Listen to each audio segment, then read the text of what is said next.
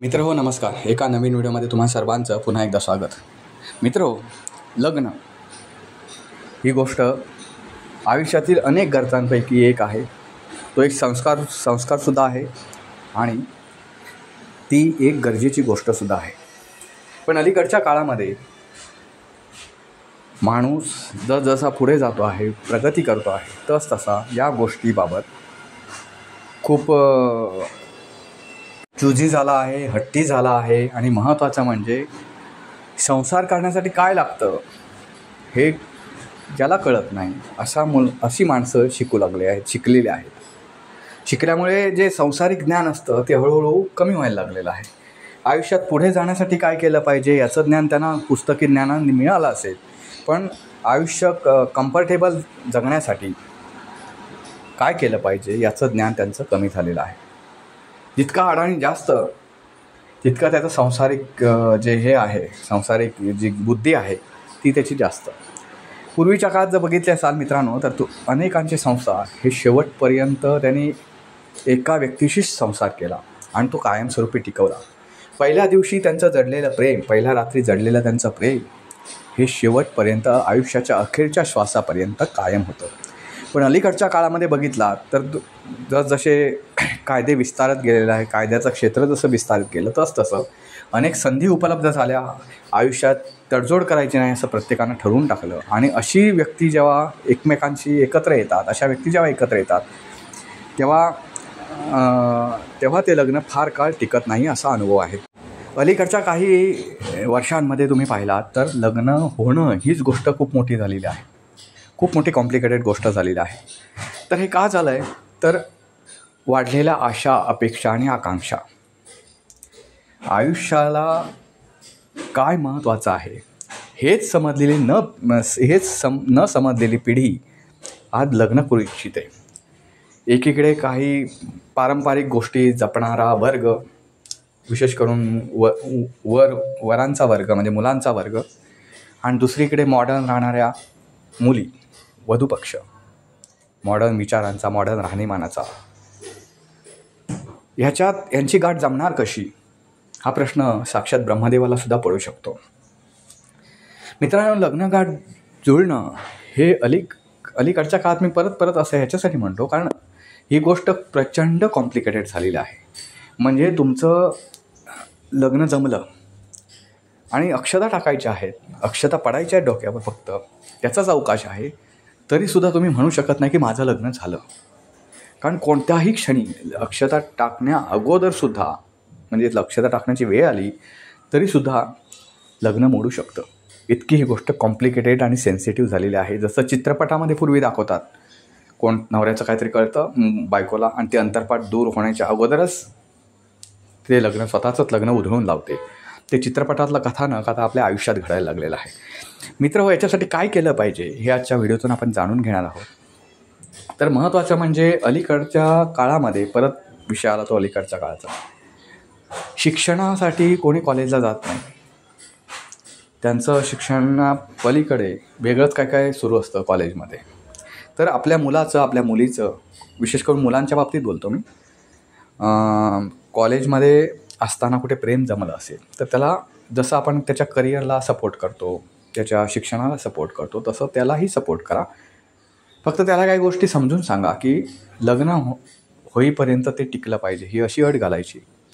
दुसरी म्हणजे तुम्ही सध्या लक्ष केंद्रित करायचं अभ्यासाकडे. अभ्यासात तुम्ही पुढे जायचं आहे, तुम्हाला करिअर करायचं आहे, मग तुमच्या लग्नाला आम्ही स्वतः लावून देऊ. अशी दोन्ही बाजूची, म्हणजे दोघांचं ज्यावेळी प्रेम जमतं तेव्हा नुसत्या मुलाकडच्याने असं संमती देऊन चालत नाही. मुलींच्याकडची पण संमती घ्यायची आणि त्यानंतर त्यांना मग हे करू द्यायचं. कारण आता कॉलेज ही एवढी मॉडर्न झालेली आहेत की ते शिक्षणच मिळत नाही तिथे. पोरं असं घरी सांगतात की खूप मोठं कॉम्प्लिकेटेड कसं शिक्षण आहे, मग क्लास आहे, रविवारी पण क्लास आहे. ते आईबाप अशा धुंदीत राहतात की बाबा आपला मुलगा खूप क्लास असतात त्याचे, बाई असं 4 लोक सांगतात क्लास असतात, त्याला वेळच मिळत नाही कॉलेजच्या पुढे. अरे कॉलेजला कसली डांगऱ्या पिटत असतो पोरगा, ते जाऊन बघितलं आहे का कधी तुम्ही? तर ते नाही. त्यामुळे कॉलेजमध्ये हल्ली प्रेम जुळायला लागलेत आणि हे पालकांनी, आणि महत्त्वाचं जर कोणी आजी आजोबाच्या वयाचं असेल घरामध्ये तर त्यांनीसुद्धा या गोष्टी काही ॲक्सेप्ट केल्या पाहिजेत. कारण काळाबरोबर जो चालत नाही तो मागे पडतो. ही काळाची रीत आहे, ही दुनियेची रीत आहे. मित्रांनो, आंतरजातीय विवाहाचं प्रमाण वाढलेलं आहे आणि ही गोष्ट प्रत्येकानं ॲक्सेप्ट केली पाहिजे. हां, फक्त तुम्ही आंतरजातीय विवाह करताना तुमच्या विचारांशी निगडीत जुळणारा समोरचं फॅमिली आहे का वगैरे ह्या गोष्टी बघा, पण त्याची जात बघू नका. जर तुमच्या मुलानं ती पाहिली नसेल किंवा तुमच्या मुलीनं ती पाहिली नसेल तर. कारण कसं आहे माहिती आहे का, ह्या सर्व प्रवासामध्ये तुम्ही जर विरोध केला तर तेवढंच त्या दोघांच्या मनात राहतं आणि ते विरोध मोडून तुमचं लग्न तर करणारच. कायद्याने लग्न करू शकतात जर त्यांचं वय भरलं असेल तर. मग तुमचा विरोधच काय कामाचा राहतो. बरं, तुम्हाला काही वर्षांनी ॲक्सेप्ट करायला लागतं कारण ती तुमची हाडामासाची मुलं असतात. ते ॲक्सेप्ट करा. मग विरोध करून आपण मिळवतो काय, हा महत्त्वाचा प्रश्न आहे. हां, तुमच्या तोलामोलाचा नसेल तर त्याला समजावून सांगा की बाबा त्यांचे विचार आपले विचार जुळणार नाहीत आणि विचार जुळले नाहीत तर पुढचं आयुष्य कसं होईल.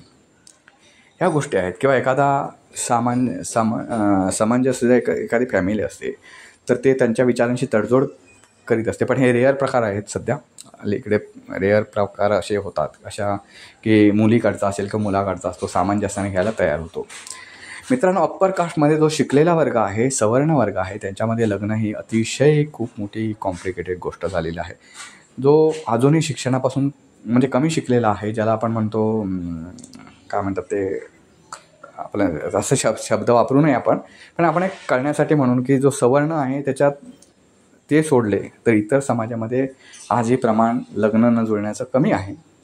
पण त्यांच्याकडेही संकट हळूहळू घोंगावत आहे. आणि एक लक्षात ठेवा मित्रांनो, आपलं आयुष्य पुढे आपल्याला न्यायचं आहे. तुमच्या मदतीला कोणीही येणार नाही. त्यामुळे आयुष्याचा प्रत्येक डिसिजन घेताना तो बरोबर कसा असेल याकडे तरुण पिढीनंसुद्धा पाहिलं पाहिजे. तुमच्या लग्नाचा तुम्ही विचार करताय, तारुण्याची धुंदी असते 16व्या वर्षापासून ती चढायला लागते. पण त्याच्यातून जेव्हा बाहेर पडता, प्रौढत्व हळूहळू उतरते काळा घेतं आणि तुम्ही जेव्हा बाहेर पडता त्यावेळी तुम्हाला काही गोष्टी नकोशा वाटतात.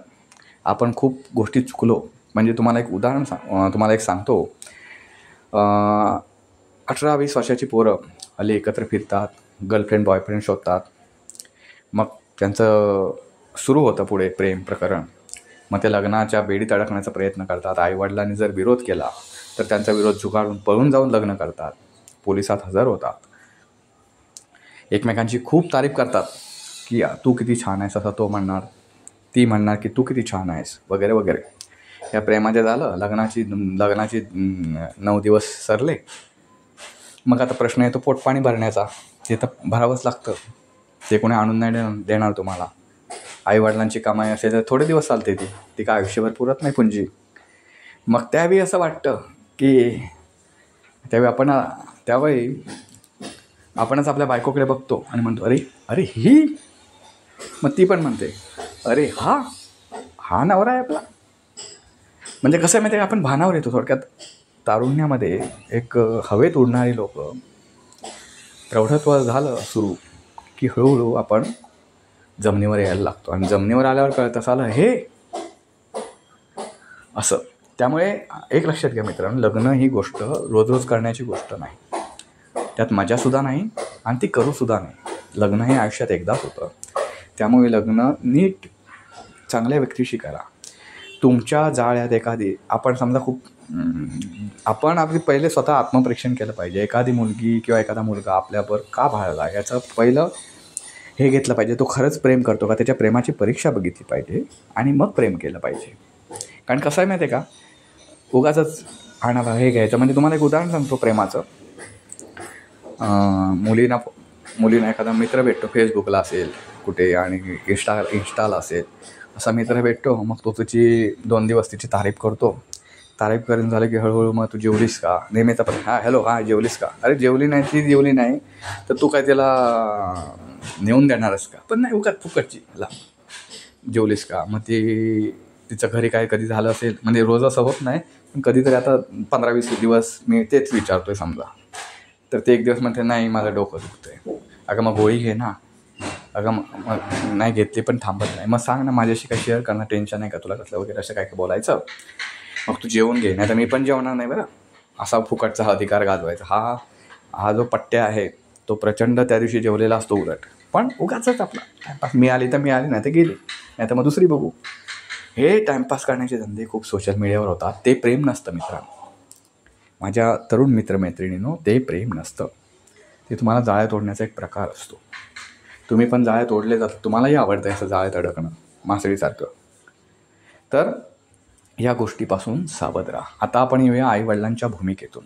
तुमच्या आईवडील जेव्हा एखादी गोष्ट सांगत असतात तेव्हा त्या अँगलने सुद्धा विचार करा. त्यांनी आपल्यापेक्षा जास्त पावसाळे बघितलेत आणि महत्त्वाचं म्हणजे त्यांनी तुम्हाला हे दिवस दाखवले. पृथ्वीवर त्यांनी तुम्हाला आणलं आहे. त्यांच्या पोटी तुम्ही जन्म घेतला. त्यांचे उपकार जे आहेत ते विसरू नका. उपकार ही गोष्ट विसरण्यासाठी नसते. एका उपकाराचा आता विषय आला म्हणून सांगतो उदाहरण.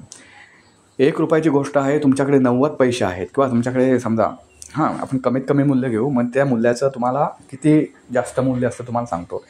90 पैसे तुमच्याकडे आहे, तुम्हाला 1 रुपयाची गोष्ट घ्यायची आहे. तो जो कोण असेल वस्तू विकणार तो 1 रुपयाला शिवाय मागे तुम्हाला कमी करणार नाही, कमी करत नाही आहे.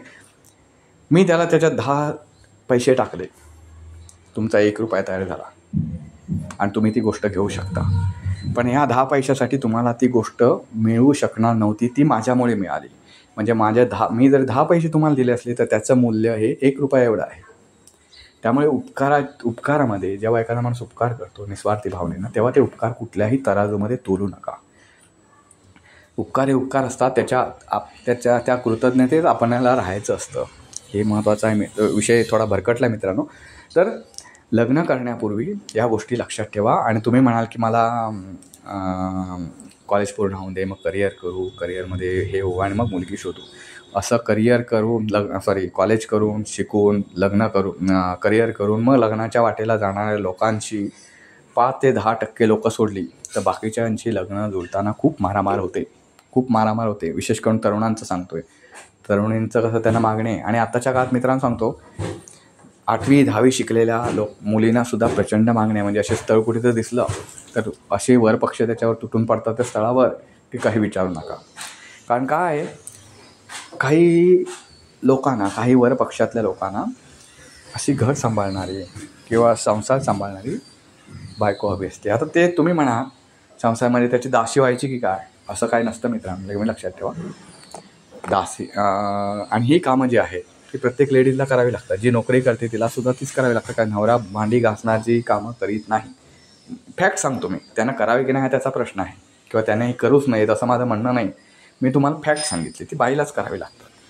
पण तुम्हाला जर ॲडजस्ट करणार, कारण कसं असतं मित्रांनो, तुम्ही लेडीज जेव्हा नोकरी करते तोपर्यंत ठीक आहे. पण उद्या मूल झाल्यानंतर कोणीतरी मुलावर संस्कार करणारं, मुलाकडे पाहणारं, घरात आता आजी आजोबा असतच नाही, त्यांना आपण अगोदरच बाहेर काढलेलं असतं. तर निदान तिची आई, त्या मुलाची आई तरी घरात असायला हवी की ती त्याच्याकडे लक्ष देईल. कारण तुम्ही कसं असतं, दोघं नवरा बायको कामाला जाता, मुलं पाळणाघरात वाढतात, मग ती मुलं एकाकी असतात, मग ते आईवडिलांपासून लांब जातात विचाराने. आईवडिलांचं घरी आल्यावर ऐकत नाही. मित्र किंवा बाहेर कोणी जे असतील ते त्यांना जवळचे वाटायला लागतात. आईवडील जवळचे वाटत नाहीत. आईवडिलांमधली ओढ आहे ना, ती काही वर्षापर्यंत तरी टिकायला हवी मुलांची. तर तुम्हाला ती मुलं ही विचारतील, हे नेहमी लक्षात घ्या. तर सांगायची गोष्ट अशी आहे, मुलगी एखादी नोकरीला नसेल तर त्या मुलीलासुद्धा आपण तेवढं डिमांड दिलं पाहिजे. कारण संसार सांभाळणं ही नोकरी, पैसा कमावणं इतकीच महत्त्वाची गोष्ट आहे. सगळ्या गोष्टी पैशामध्ये मोजू नका. आयुष्यात पैसा लागतो तरच आपली कोडी सुटतात, हे मला मान्य आहे. पण पैसा हे सर्वस्व आहे म्हणून त्याच्याच मागे धावायचं. आयुष्यातले काही क्षण किंवा काही महत्त्वाच्या गोष्टी ज्या आहेत त्या सोडून, हे चुकीचं आहे. चुकीचं ठरेलच म्हणजे. तर त्या गोष्टीनं काळजी घ्या मित्रांनो. आपण समोरच्या माणसाकडे एक जीवनसाथी म्हणून पाहताना त्याच्यात गुण काय आहेत हे महत्त्वाचं बघा. ते गुण तुमच्या आयुष्यामध्ये खूप कामी येतात. तेच संसार टिकवतात. तुमचा पैसासारखा संसार टिकवत नाही. श्रीमंतांच्या बघितलात तुम्ही तर श्रीमंतामध्ये लग्न मोडण्याचं प्रमाण जास्त आहे. सुशिक्षित वर्गामध्ये लग्न मोडण्याचं प्रमाण जास्त आहे. अशिक्षित वर्गामध्ये नाही आणि गरीब वर्गामध्ये तर अजिबात नाही. त्यामुळे एक लक्षात घ्या, लाईफचा फंडा हा तुम्हाला सांगतो, तुम्ही पैशाकडे बघून लग्न करू नका. पैसा हा तुम्हाला सेटल व्हायला देतो, पण तुमची झोपसुद्धा उडवतो. तुम्हाला माहिती असेल की श्रीमंत लोकांना झोपेची गोळी घेतल्याशिवाय झोप येत नाही. हे दुःख आहे त्यांचं. आपण नॅचरल जगतो याचा अभिमान बाळगा. त्यामुळे पैशाच्या मागे किती धावायचं आणि आपलं सांसारिक सुख किती कमवायचं हे तुमच्या हातात आहे.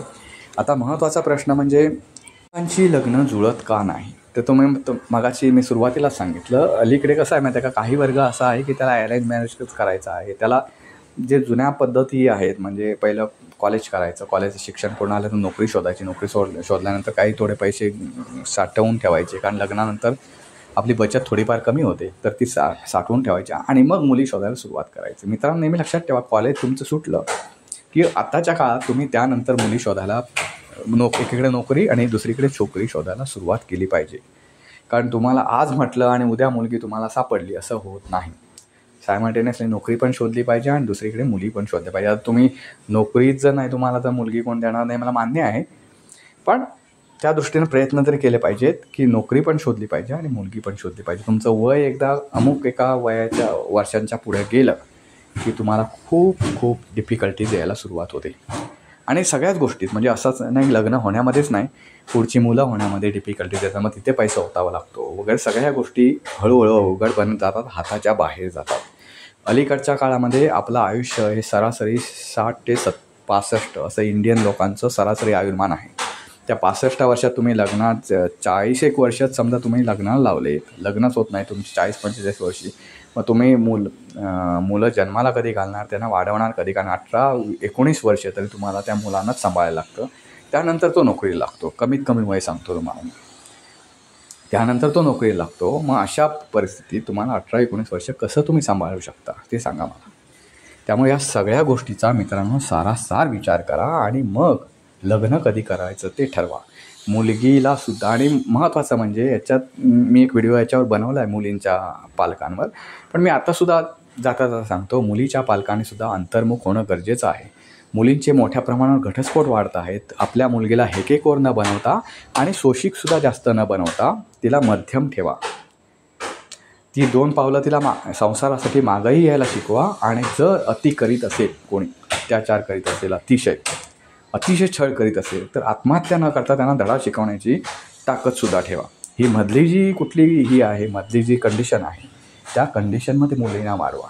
तुम्ही मुलींच्या मनामध्ये आणि स्वतःच्याही मनामध्ये असे किडे वळवळून ठेवलेले आहेत की बाबा मुलगा असला की त्याचा बंगलाच पाहिजे, मग तो पुण्या मुंबईतलाच पाहिजे. पुण्या मुंबईत आहे काय हो?